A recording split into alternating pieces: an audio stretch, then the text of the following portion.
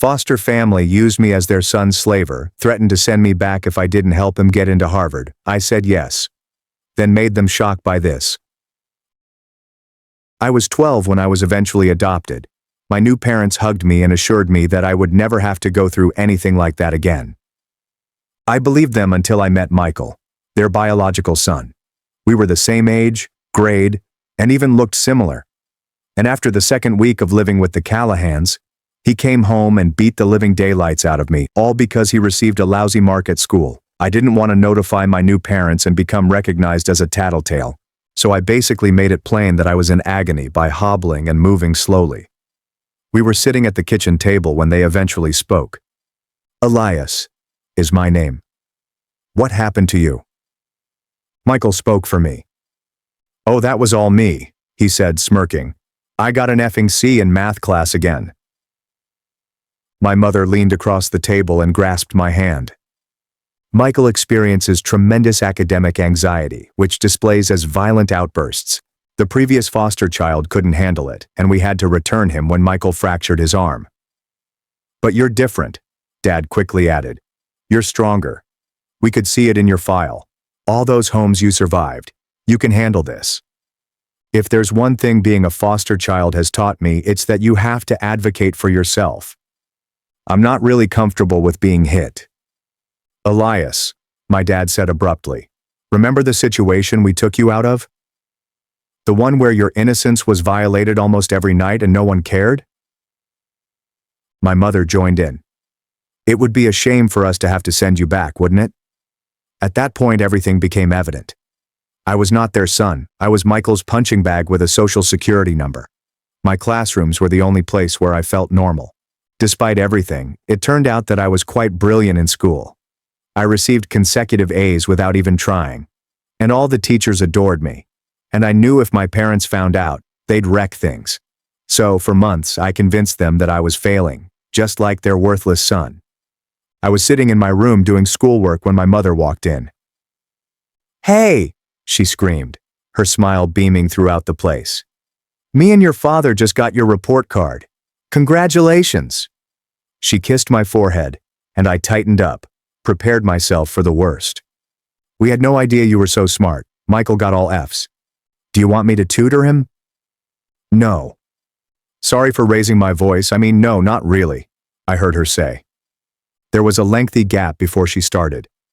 You two look so alike. I think it would be best if you took his tests and he took yours. Just swap names. But you and your wacky family can no longer count on me. I wanted to yell, but then I remembered the group home flashbacks. Older kids grabbing my meals, losing my innocence at the age of 6, sleeping with one eye open. Even being Michael's personal homework slave was preferable to going back. So I folded it like a wet paper towel. Of course I'm down, I exclaimed. She went carrying my report card with her. The system began immediately. On Monday morning, 3rd period, I walked into Michael's math class while he took my seat and mine. The teacher scarcely looked up when I typed Michael Callahan on the test.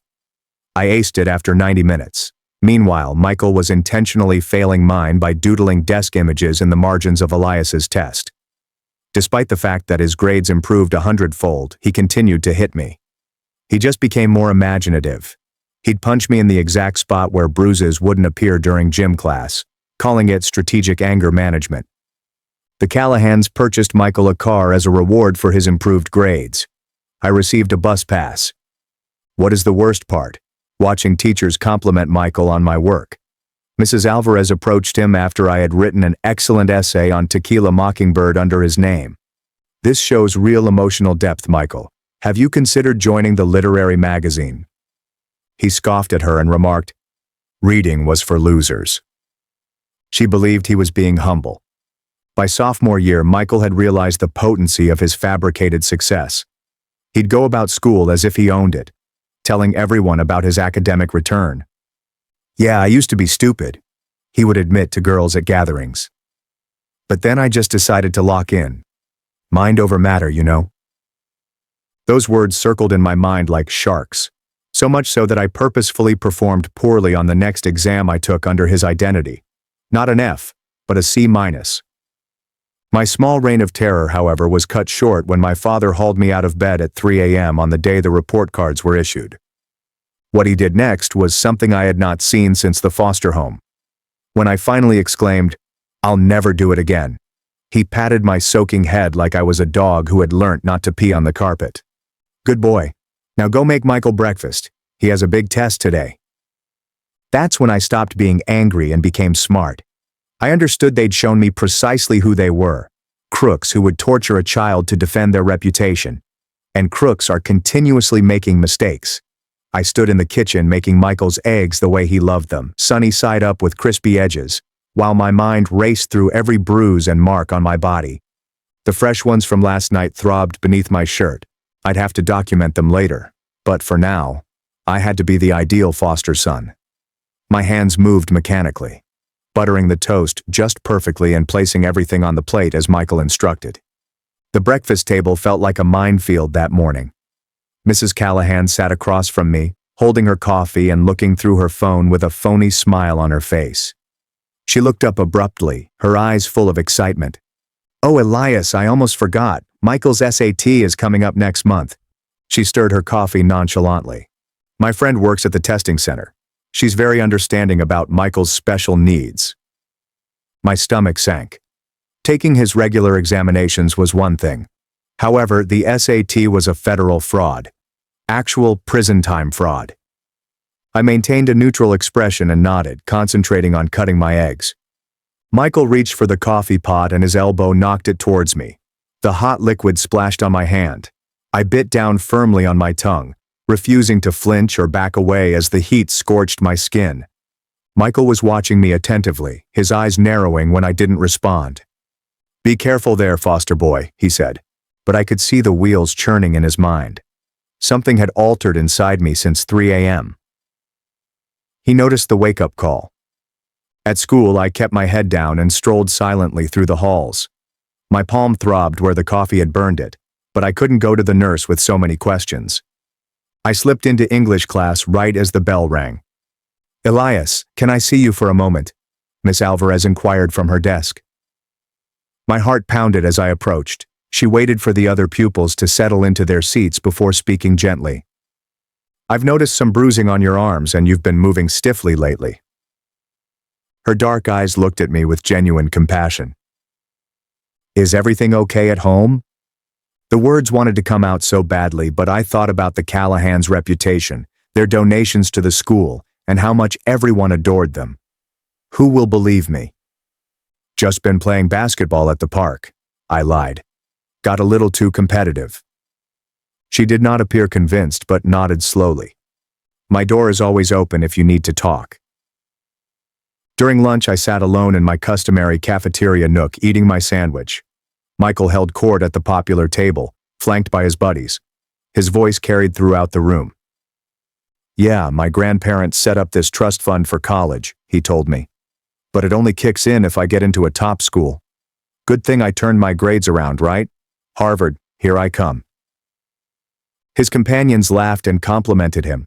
One of them questioned how he'd made such a significant improvement. "Just stopped being lazy," Michael said, shrugging. "Turns out I'm actually a genius when I apply myself." In my mouth, the sandwich turned into cardboard. They weren't only exploiting me for high school. This was their long-term strategy, riding my intelligence all the way to Michael's trust fund. How long would they keep me trapped? After school, I went up to my room, fatigued from keeping up the facade all day. But the moment I opened the door, I realized something was amiss. My dresser drawers were slightly opened. The papers on my desk had been relocated. The air smelt like Mrs. Callahan's perfume. My journal. I dropped my backpack and dashed to my mattress, lowering the corner where I'd tucked it away. Panic washed over me as I tore up my room, checking every hiding nook. That notebook contained everything from my documenting of Michael's abuse to the test-swapping method, including dates, hours, and specifics. Without thinking, I stormed downstairs to the kitchen. Mrs. Callahan stood at the counter, cutting vegetables for dinner. The knife moved with crisp, methodical strokes. "Where is it?" I demanded. She did not look up. "Where is what, dear?" "My journal. You took it." The knife paused in the middle of a chop. She turned to face me, still clutching it, the blade reflecting the light. Privacy is earned, not given, Elias. Her voice was kind, but she clutched the knife handle more tightly than required, bringing it down on a carrot with undue force. We're a family. Families don't keep secrets. I looked at the knife in her hand and how she grinned while holding it. Message was received. That evening, I discovered my journal on the bed. Several pages had been pulled off, leaving jagged edges that mocked me. Michael's fingerprints were visible on the shredded pages, both intentional and taunting. Every entry concerning the abuse, every record of what they had done, was gone. At dinner, Mr. Callahan made an announcement. "We've decided to upgrade our home security," he explained, biting into his steak. "Cameras throughout the house, for everyone's safety, of course." "Where exactly?" I inquired, attempting to keep my voice steady. "Oh, all the common areas, hallways, exits, that sort of thing." He smiled. "And we'll have monitors in our bedroom so we can keep an eye on things." They were shutting all escape routes and keeping an eye on every move. Even my room would no longer be private, since cameras in the hallway would record my exit and entry. My phone vibrated with a text from Jalen, my only true friend at school. "I haven't seen you in a while. Do you want to hang out this weekend?" I glanced at the note, understanding how thoroughly the Callahans had alienated me. Between Michael's strategic aggression, the continual homework, and their surveillance, I'd lost contact with everyone who could aid me. Late that night, I waited until the house was quiet before entering the restroom. I locked the door and took out my phone, setting the timer. In the mirror, I painstakingly photographed every bruise and mark Michael had left on me. The camera flash revealed purple fingerprints on my arms and welts over my ribs. I made a folder on my phone and titled it Michael's Achievement Awards. If they found it, they would assume it was academic material. The irony was not lost on me. The bathroom door handle rattled. I hurriedly turned off my phone and flushed the toilet, using the basin as cover. Michael stood in the hallway, his gaze icy and calculating as I opened the door. "What were you doing there for so long?" "Using the restroom," I muttered, attempting to move by him. He pushed me against the wall, placing his forearm around my throat. "I know you're planning something, foster boy. I can smell it on you." I met his stare calmly without struggling. "I'm not planning anything." He scrutinized my face for a long time before releasing me. "Good. Because if you try anything at all, you'll wish you were back in that group home getting passed around." Mrs. Callahan detonated another bomb during breakfast the following morning. "Guess what? I've volunteered to be a parent liaison at your school." She beams at me. "I'll be there every day, helping in the office, attending classes. Isn't that wonderful?" This is my safe spot. The only location where I could breathe. Gone. She'd be watching me there too, to make sure I stayed in line. During study hall, I was able to swipe the family iPad while Mrs. Callahan was busy, talking to another parent volunteer. I promptly opened the Messages app and scrolled through previous discussions. There it was, messages from someone named Josh from 6 months ago. "Please help me. I cannot take it any longer. Michael fractured my ribs this time. I am afraid." The messages immediately stopped. The final one reads, "Please don't let them hurt me anymore. Josh." The former foster child. The person whose arm Michael had shattered. But these letters implied far worse. Michael slipped me a note with his test answers during chemistry class. They were all purposefully wrong, so I'd have to reprimand them while the teacher was watching, making it appear normal. I could feel the teacher's scrutinizing gaze on me as I changed each answer. Mrs. Callahan had planned a parent-teacher conference during my library period, which was my only unattended time at school. Now I'd have to sit there as Mom talked about Michael's great progress with professors who commended my work in his name. I tried again with the school counselor, picking my words carefully. "I'm worried about a friend," I explained. "They're in a bad situation at home." Mrs. Bennett, the counselor, sat back in her chair. "What kind of situation?" "Their family expects things from them. Makes them do things they're not comfortable with." She frowned. "Are you talking about the Callahans? Because they're pillars of this community. They've saved so many foster children, donated so much to our programs. Whatever you think you're seeing, I'm sure you're misunderstanding. No way out. Another door closes, but I refuse to give up. Before swapping our papers, I photographed Michael's actual work for his next test. F follows F. I kept getting wrong answers. Evidence. As part of my tasks, I discovered a foster care folder in Mrs. Callahan's home office. The records within showed that they received $800 every month for me. But there was more. Applications for more foster children with notes in the margins. Honor roll student, academic potential. Michael shares a similar appearance. They had done this previously. They planned to do it again. At Michael's grandparents' Sunday supper, I saw them gush over their grandson's metamorphosis. We always knew Michael had it in him, his grandmother told him, patting his hand. Such a smart boy. She slipped me $20 cash while no one was watching. For all your hard work, she said quietly. I realized she knew. She may not have known all the specifics, but she was aware of something. The pattern was evident now. The Callahans deliberately desired foster children who could improve Michael's academics. Children who were vulnerable. Who had nowhere else to go. Children like me and Josh. Megan, Michael's former girlfriend, approached me after school one day. It's weird, she said. Michael was always so dumb when we dated, could barely write a text without spelling errors. Then suddenly he's writing these brilliant essays. I chose my words carefully. People change. Not that much, she insisted. I still have his old texts. He couldn't even spell definitely. Now he's using words like omnipresent in casual conversation. A seed of hope. I indicated that Michael's makeover may have been off. Megan's eyes light up with recognition. He still can't explain his own essays.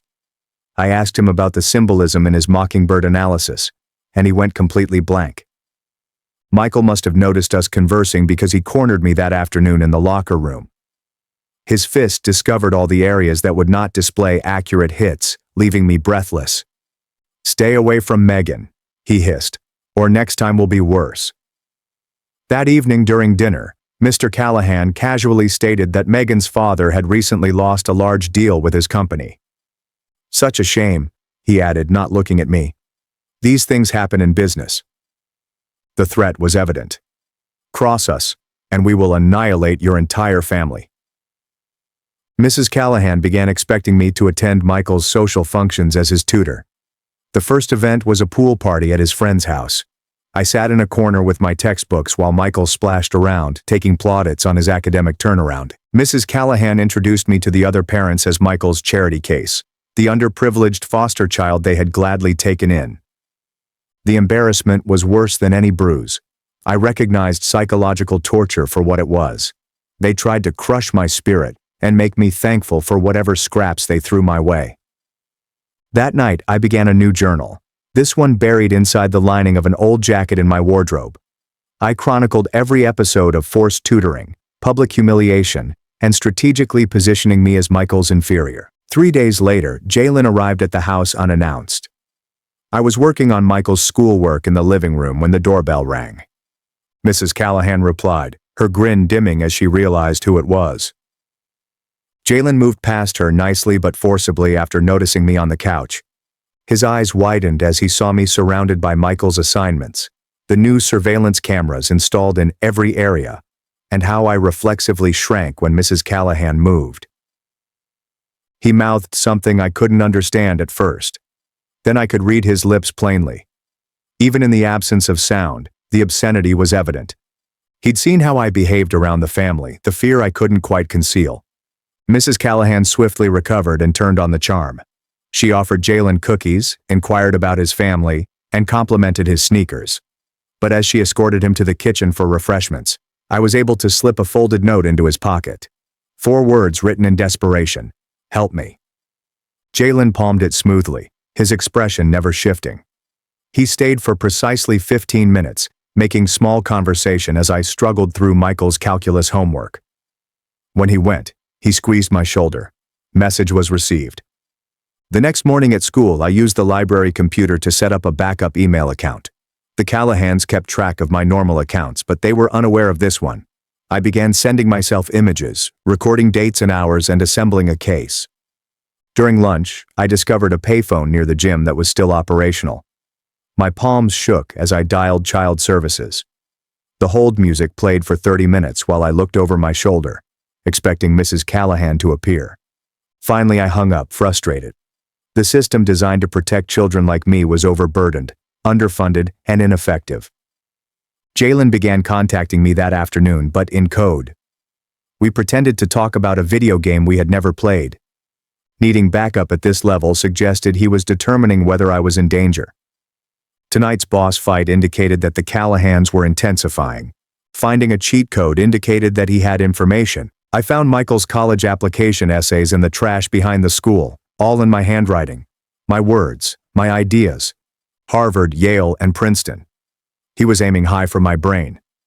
I photographed each page before Michael arrived and burnt them in the parking lot, keeping a close eye on myself to ensure I didn't keep any copies. Megan found me after school with her sister Riley standing next to her.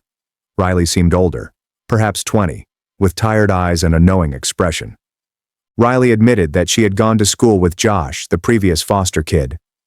The Callahans informed everyone that he had been returned to the system for violence. But Riley knew better. Josh ran away, afraid. He was living in a shelter 2 towns away, still glancing over his shoulder. At supper, I cautiously mentioned Josh, monitoring their expressions. Mr. Callahan squeezed his jaw like a vice. Mrs. Callahan's smile became plastic. Michael smirked, knowingly. Mr. Callahan sat down on his fork deliberately. His remarks came out measured and controlled. Some children simply couldn't be helped, he added. Some were too damaged, too difficult. The Callahans had done their best with Josh, but he was resentful, violent, and unstable. The lies slipped off his tongue like water. Mrs. Callahan nodded along, but her smile never quite reached her eyes. Michael's smile grew.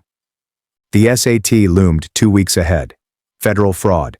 Real repercussions. The notion made my hands tremble as I cleared the table. Mrs. Callahan saw and patted my shoulder, making my skin crawl. I found Josh through Megan's sister. The meeting took place in a McDonald's located midway between towns. He appeared smaller than I had expected, huddled over a cold coffee and flinching every time the door opened. His hands shook as he told me the story. The Callahans had done the exact same thing to him: testing switching, grade fraud, strategic abuse. However, when he refused the SAT scheme, they threatened to report him as violent to all foster agencies in the state. No family would take in a violent child. He would become homeless as he grew older. So he ran, abandoned everything, and vanished. Michael brags about having a fractured arm. Josh showed me the x-rays that he had retained. Multiple fractures, months spent healing. Michael used a baseball bat. Back at school, cracks appeared in Michael's facade. Teachers began to see a gap between his written work and spoken talents. Miss Alvarez questioned him about symbolism in an alleged essay he'd authored. Michael went utterly silent, muttering something about wanting to examine his notes. The math teacher observed him struggling to solve a simple problem on the board. The history teacher noted that he couldn't explain any of the topics from his papers. Whispers began. Questions arose. The Callahans made their next move during a family gathering. They offered me a bargain. Continue to aid Michael through college, and they will pay for my education as well. 4 years at any school, and I wanted all expenses covered. All I had to do was continue becoming Michael's brain. I saw it for what it was. 4 further years of slavery. 4 more years of bruising and humiliation. 4 more years of seeing Michael take credit for my thoughts while I remained in his shadow. Teachers began comparing notes in the faculty lounge. Miss Alvarez recalled similar writing from a foster student years ago. The math teacher recalled another student who had abruptly quit attending. Patterns emerged.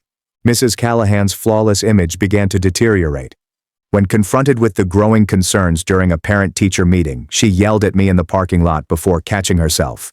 The mask slipped for a brief moment, exposing the beast beneath. I discovered additional evidence in Mr. Callahan's home office tax paperwork that they had classified me as a dependent while pocketing the foster care money.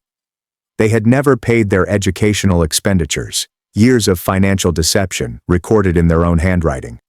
Miss Alvarez took me aside after class one day. She knew there was something wrong. She had begun saving copies of all student work, noticing parallels between Michael's essays and prior year's writings. She couldn't prove anything yet, but she was putting together a case. Jalen set up a cloud storage account from his house and shared access via a gaming software that the Callahans didn't monitor. When I logged in, my heart stopped. He had already uploaded gigabytes of evidence that I had sneaked out on USB sticks hidden in my shoes, including images, papers, and audio. Megan decided to help despite her father's misgivings. What about the contract loss? She had researched and discovered that it was due to a competitor's higher bid, not the Callahans' influence. The timing had been fortuitous. They had used it as a threat, but they lacked the authority they claimed to have.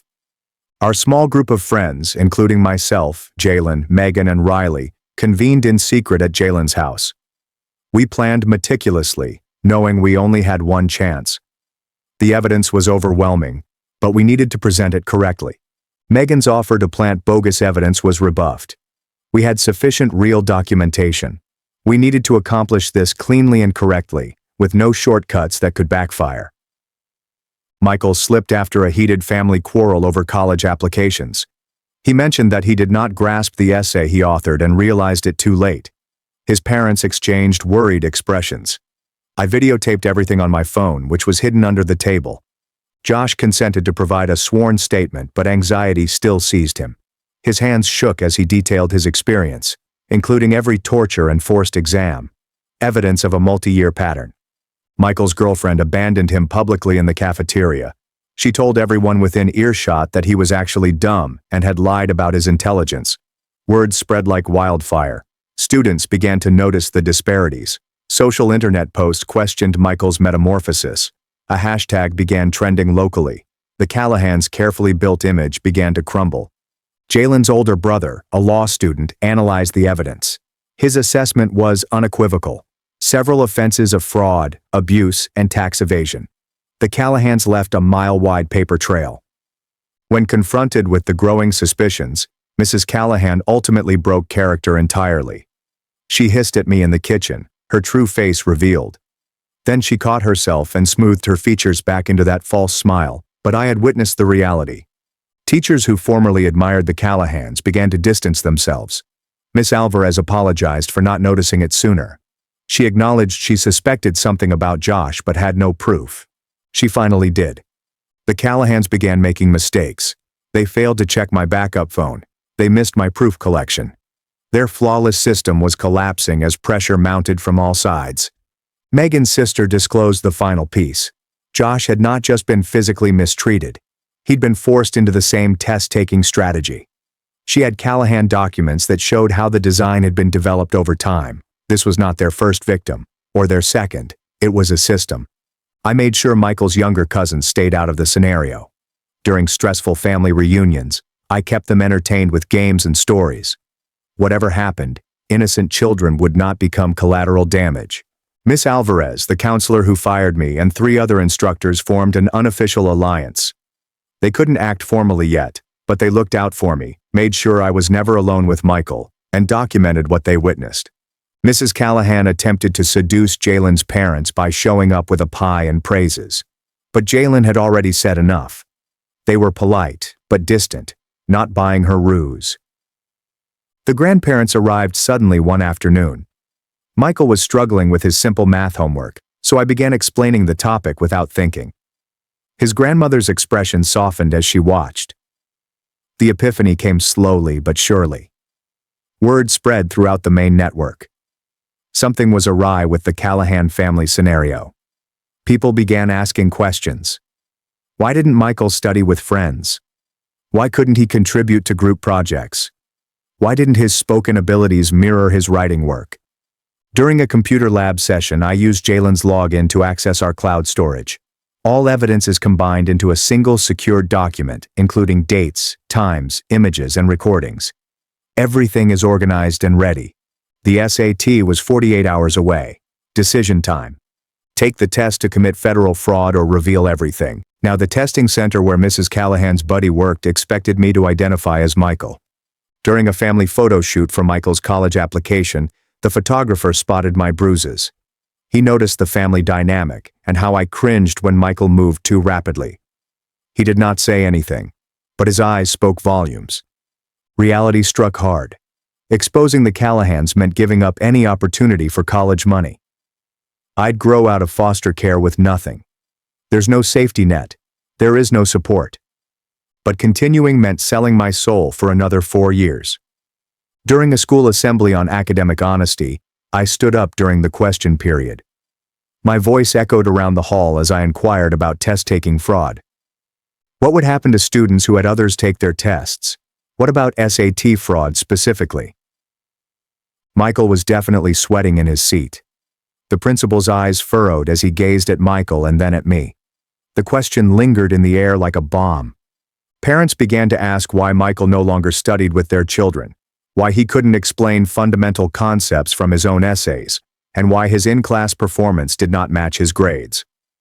The gathered evidence resulted in an unmistakable pattern. Even the Callahans' impeccable reputation could not overcome the pile of documentation. No matter how deeply you attempt to bury the truth, it will eventually surface. Mrs. Callahan made a last-ditch effort to erase evidence, but she discovered I had stashed copies everywhere. A USB in her jewelry box, files on school computers, and images backed up in different clouds. She taught me to be thorough, and I learned well. The Callahans intended to send me back immediately. They called it an emergency removal, stating that I was unstable, violent, and a danger to their family. But I had already planned to stay with Jalen's family. The papers were filed. They couldn't touch me. When Mr. Callahan attempted to physically seize me to prevent me from going, Jalen's father stepped in.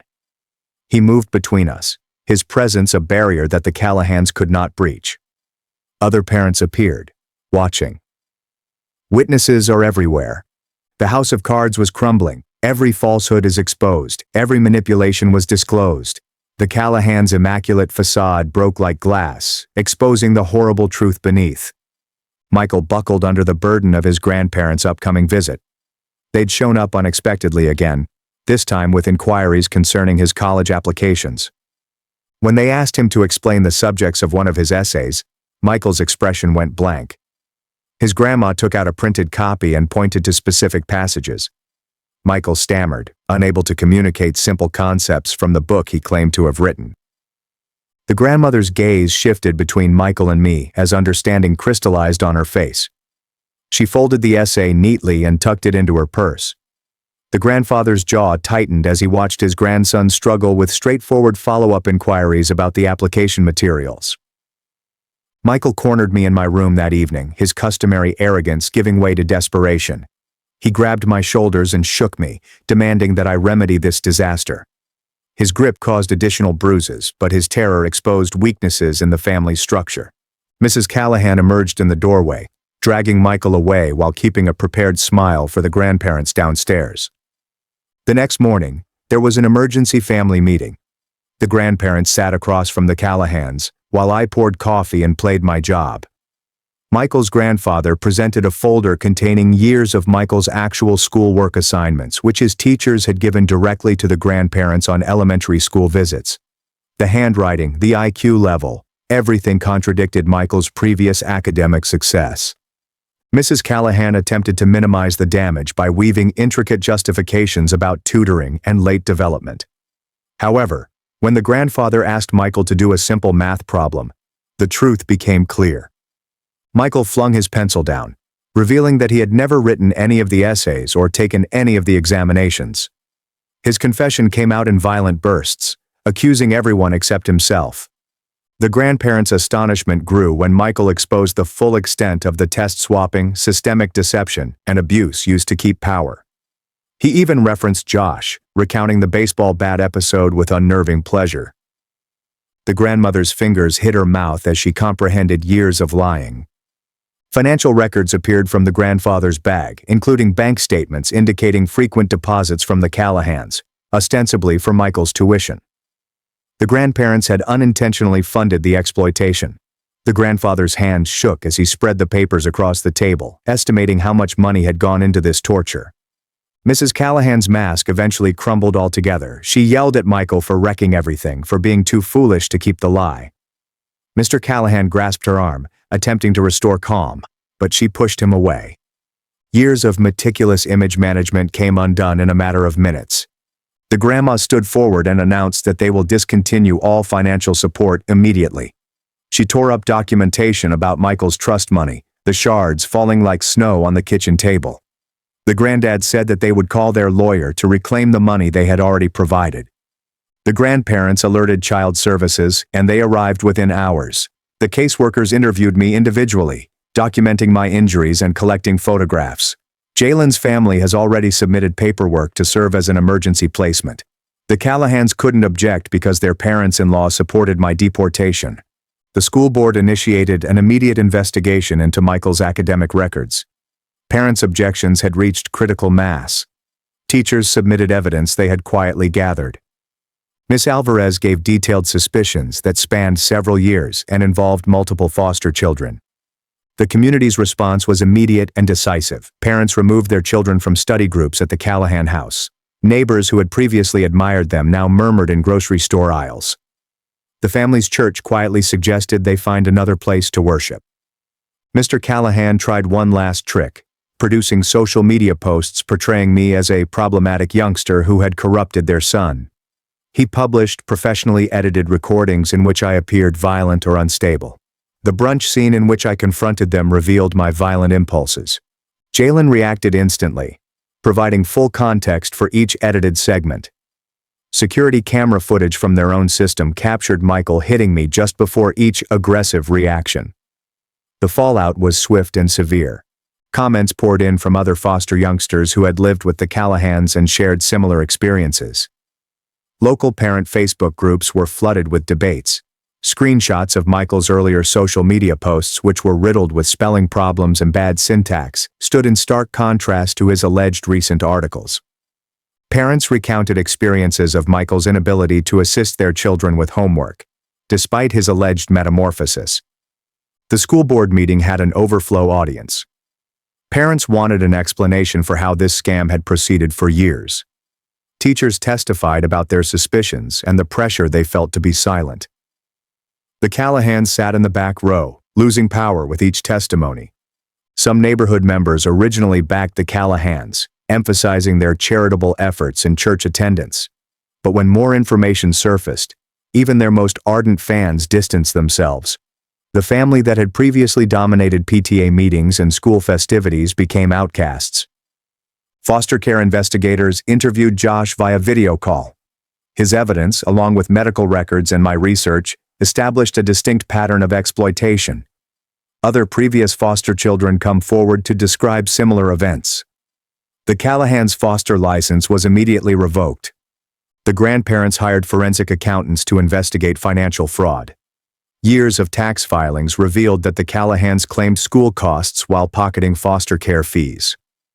The IRS notification arrived shortly after, initiating an audit that would unravel their finances. Michael's college acceptances were canceled one by one as admissions officials discovered the scam. Harvard's rejection letter arrived first, followed swiftly by Yale and Princeton. His hopes of prestige were dashed with each small packet. When confronted with overwhelming evidence and community pressure, the Callahans had no choice. They opted to hand over guardianship to Jalen's family rather than face public proceedings. The alternative was a foster care trial in which all details would be made public. Moving day arrived swiftly. I packed my few possessions as the Callahans avoided eye contact. Michael attempted one final attempt at intimidation, but his grandparents were present to observe. When Michael got too close, his grandfather literally stepped in between us. Jalen's family greeted me with real affection.